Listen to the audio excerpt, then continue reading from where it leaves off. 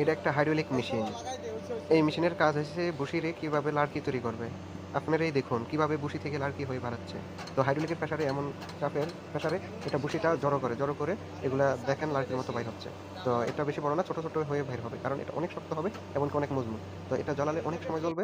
একটানা অনেক সময় জ্বলবে। এই যে বসিটা আসে কই থেকে? কাঠ যখন মিলের মধ্যে ভাঙায় তখন এই বসিটা তৈরি হয়। তো এই বসিটা অনেকে আছে এভাবে জ্বালায়। এই জ্বালানোর থেকে সবচেয়ে ভালো হয় এভাবে করলে। তো আপনারাই দেখুন কিভাবে বসি থেকে এত সুন্দর খড়ি তৈরি হয়। তো আমরা এগুলা বলি কয়েল। তো এই কয়েলগুলা লার্কি খড়ি এগুলা কিভাবে তৈরি হয়? বসি থেকে। তো বাইরে ভাই এত পরিমাণ জ্বলে আপনি অনেক সময় জ্বালাতে পারবেন। এগুলো এত সুন্দর হয় বলার বাইরে। এই যে এটা হইছে কয়েল, দেখছেন কিভাবে হাইড্রোলিকের প্রেসারে একবারে শক্ত হয়ে বাড়াচ্ছে। তো এটা লার্কির চেয়েও শক্ত। তো এটা দেখুন এখন আমরা এটাকে জ্বালাই, এগুলা বয়লারে জ্বালাই।